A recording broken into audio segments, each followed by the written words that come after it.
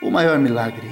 Milagre explicado deixa de ser milagre, porque milagre não se explica, porque se trata de coisas sobrenatural. E sendo assim, alguns tipos de milagres sucederam.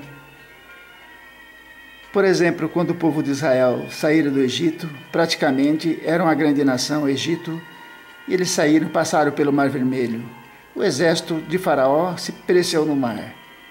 E eles seguiram pelo deserto, passando o Rio Jordão, enfim, chegaram à terra prometida, conforme Êxodo capítulo 15, no versículo 13 e 31. Portanto, o Egito não foi só uma vez. Em 1948 também, quando o Estado judeu era proclamado, no mesmo dia da sua inauguração, praticamente houve uma invasão também, não só do Egito, mas tinha outras nações juntas, e certamente não foram bem-sucedidos, porque dessa vez o povo de Israel veio para ficar conforme a palavra de Deus já tinha determinado há milênios. E sendo assim, também podemos entender que em 67 também venceram vários países, onde conquistaram Jerusalém por Israel, praticamente significa também uma promessa de Deus, porque Jerusalém é o trono de Davi. E diz a palavra de Deus, conforme Jeremias já dizia, no seu capítulo 33, praticamente, que no trono de Davi não faltaria rei, definitivamente. Portanto, em 67 e em 73 também, com várias nações, também não foram suficientes, porque perderam a guerra. Portanto, foram várias tentativas, então, aí do Egito, com outras nações, e não tiveram sucesso. Porque Davi já tinha essa confiança, que se Deus estivesse com ele, praticamente ele venceria exércitos. E também saltaria os muros, porque ele conhecia bem o Deus que eu servia, o Deus que era criador dos céus e da terra, o Deus que tinha o poder nas mãos. Portanto, entendemos que a palavra de Deus é transformadora. E sendo assim, também existe um outro milagre interessante, quando uma nascente forte de água nasce no pico de uma montanha. Portanto, ela serve às residências que estão a níveis mais baixos. Isso também é inexplicável, porque geralmente deveria ser da parte mais inferior. E também um outro milagre que se comenta, que a terra era homogênea e passou praticamente em continentes, se dividiu. Alguns afirmam, portanto, a palavra de Deus também deixa claro que, em Gênesis capítulo 1, no versículo 10, que a terra era coberta por água, e o Espírito de Deus pairava sobre a terra. E Deus o dividiu e estabeleceu lei, tanto para a água dos mares, rios, para que ficassem em seu devido lugar, se chama a lei da natureza. E sendo assim, Deus também ele pode aumentar o território, porque para ele nada é impossível. Gênesis capítulo 11, no versículo 1. E também um grande milagre quando os médicos dizem, o paciente em estado terminal, e muitas das vezes obtém a cura, eles escrevem em seus dados, foi um milagre. Praticamente não tem como explicar, mas entende que milagre acontece. Um dos grandes milagres, e o maior milagre, é a morte e a ressurreição do Senhor Jesus. Portanto, os romanos naquela ocasião tinham objetivos e também era praticada a morte de cruz para os não romanos. Portanto, 2 ladrões estavam ali presentes, um ao lado direito e também outro ao lado esquerdo. Portanto, ali eram 3 pessoas condenadas à morte de cruz, cada um ali pagando uma culpa, por exemplo, os 2 ladrões. E geralmente havia uma placa dizendo as causas e por que estavam sendo condenados. E sendo assim, um reconheceu Jesus Cristo como Salvador. Reconheceu Jesus Cristo como Rei. Portanto, junto com ele também tinha uma multidão como José da Arimateia, como o centurião romano, como as mulheres que vieram da Galiléia. Existia uma multidão que estava ao lado de Dimas. Portanto, que reconheceram que era um falho perante a santidade do Senhor Jesus e estavam em observação nesse sentido. Umas pessoas que pediam perdão e reconheciam o poder do Senhor Jesus.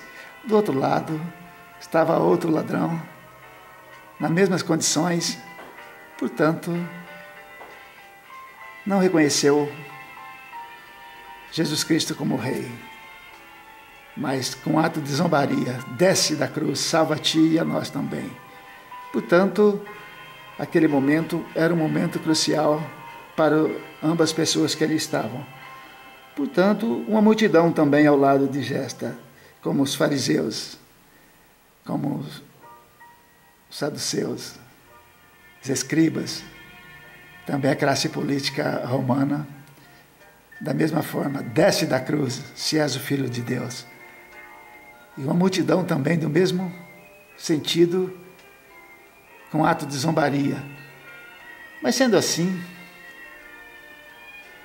também uma escrita, como já estava expresso, as causas da morte de cada um deles, mas do Senhor Jesus, uma placa sobre sua cabeça, em várias línguas, quando dizia: Jesus Nazareno, Rei dos Judeus. Portanto, Pilatos, quando dizia isto, ele dizia no sentido de, podia ser de gozação, de desprezo, de zombaria. Mas, por outro lado, ele também não podia dizer Rei de toda a terra, porque César, naquela ocasião, César é considerado como Rei da terra. Portanto, de qualquer forma, ele pôs uma escrita correta: Jesus Nazareno, Rei dos Judeus. Portanto, não havia condenação para o Senhor Jesus, mas ele foi condenado praticamente pagando o preço da redenção. Se tratava ali no momento do processo humano. Portanto, os três, na ocasião, praticamente para os homens não deviam nada, porque pagaram, ou não devem nada, porque pagaram o preço. Pagaram após a crucificação, praticamente não devia nada para a classe humana. Mas existe a classe espiritual, que Jesus, ele venceu duas situações: o processo humano e também o processo espiritual.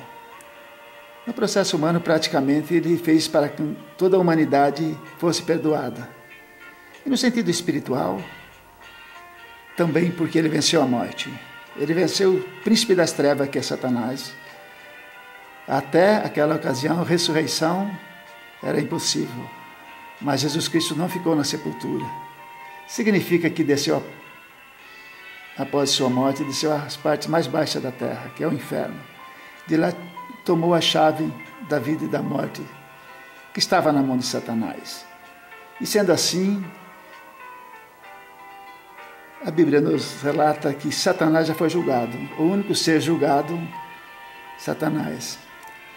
No sentido espiritual, ele perdeu o trono. Perdeu o trono, por exemplo. Ele tinha a ousadia de chegar aos céus e apresentar diante de Deus também questões. Mas Jesus subiu ao céu e jogou esse para a terra, junto com seus anjos, que simbolizavam estrelas. E certamente, também aqui nesta terra, também ele não vai ficar definitivo, porque essa terra será purificada. Jesus Cristo voltará um dia a esta terra. E o trono de Davi, que significa, conforme Jeremias já dizia no capítulo 33, que o trono de Davi não seria um trono isolado para sempre, porque é o trono que Jesus um dia governará para sempre aonde deixará os demais reinos de existir. Porque isso ele já disse a Pilatos. Pilatos, que representava uma parte política forte na região, e Jesus disse que o poder que estava sendo realizado naquele momento contra ele não vinha de Roma, e nem vinha de Pilatos, mas vinha do próprio Deus, porque Jesus, ele tinha o conhecimento, ele veio dos céus, ele veio para servir e não ser servido. Portanto, a mensagem do Evangelho é esta, que Jesus veio ao mundo, morreu e foi sepultado e ressuscitou ao terceiro dia. Fato historicamente comprovado por estas duas multidões, tanto do bem como dos rebeldes. E sendo assim, os sinais prosseguiram e prosseguem, porque Jesus não ficou na sepultura. Portanto, o único ser que Deus permite que os joelhos se dobrem é o nome do Senhor Jesus, porque a Ele pertence a glória e foi ressuscitado. Isso é importante, fatos que ninguém pode negar. Mas existe uma terceira multidão. Essa terceira multidão, Jesus já dizia antes, que é a de Nínive, Sodoma, rainha de Sabá, Tiro e Sidom, são regiões que levantarão no juízo contra a geração atual da época. Por quê? A geração atual tinha conhecimento, tinha visto tantos sinais, mas não foram convincentes do poder de Deus. Nada mudava a situação deles em relação à crença, mesmo vendo, não se dobrar diante dos acontecimentos. Mas essas que Jesus cita são a geração que nunca ouviu falar dele. E ele disse muito claro aos religiosos: se eu não tivesse vindo e falado, não teria tais pecados, mas como eu vim e falei, tomasse conhecimento, permanecem vossos pecados. Portanto, também houve acontecimentos gerais depois da morte do Senhor Jesus. O véu do templo se rasgou. Significa que antigamente só o sacerdote entrava no lugar santíssimo para apresentar sacrifício. E Jesus teve a ousadia de entrar no santuário celestial e apresentar a si mesmo, não animais, mas a si mesmo, para resgate de muitos.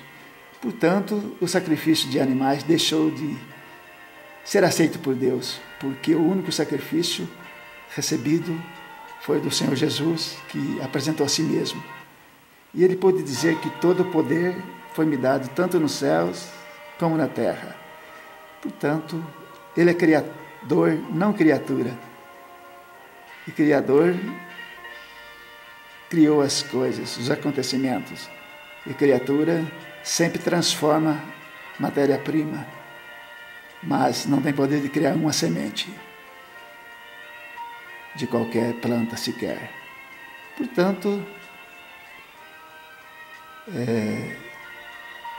grandes sinais aconteceram então para comprovação. Quando Jesus disse que vinha a hora que os verdadeiros adoradores adorarão em espírito e verdade, ele estava dizendo à mulher samaritana, e praticamente isto significa que atingiu o mundo. Não precisa estar diretamente ao templo em Jerusalém, mas em qualquer lugar, porque o Espírito de Deus praticamente se faz presente em todos os lugares. E Jesus também da mesma forma, porque Ele é Deus, Ele está nos céus e também na terra. Portanto, Jesus desceu então à parte mais baixa e pregou aos cativos, e levou o cativo e o cativeiro, praticamente mudou de lugar. Significa que as duas classes, tanto do lado bom ou do lado negativo, estavam na parte inferior da terra. Jesus mudou de lugar, uma mudança depois da ressurreição do Senhor Jesus. Vencida a morte pela ressurreição. E sendo assim, os sepulcros se abriram e muitos corpos santos saíram e andaram pela cidade de Jerusalém, vista por muitos também como prova surgimento do Senhor Jesus, sua ressurreição. E, portanto, o projeto de Deus é para que todos sejam salvos pelo Senhor Jesus, mas é necessário aceitar o sacrifício dele, porque ele pagou o processo humano. A cruz, que era destinada aos pecadores, aqueles que deviam culpa, Jesus assumiu este lugar para que a humanidade que cresce em seu nome fosse purificado, tanto dos pecados e também no sentido espiritual, pudesse estar juntamente com ele. Portanto, Jesus não deixou um homem para prosseguir com a sua obra especificamente, mas deixou o Espírito Santo como penhor. Significa como deixar alguém, e quem tem esse alguém faz parte da herança. E sendo assim, Isaías já dizia que Jesus Cristo era a pedra de esquina, a pedra principal. E Pedro também entendeu da mesma forma. Disse também que Jesus Cristo é a pedra fundamental. Isaías capítulo 28, no versículo 16, o profeta já dizia isto, então ele estava dizendo do sofrimento de Jesus e também que ele seria colocado em Jerusalém, como pedra de esquina. Pedro entendeu da mesma forma, portanto, a igreja não está debaixo da autoridade de Pedro, mas debaixo do ensinamento do Espírito Santo. E Jesus Cristo também está presente. Portanto, o trabalho da igreja é enquanto o Espírito de Deus age desta forma. São as estações, a palavra de Deus não muda, mas existem as estações. E Jesus deixou bem claro: quem vem a mim, de modo nenhum lançarei fora. Portanto, é Jesus que tem esse poder.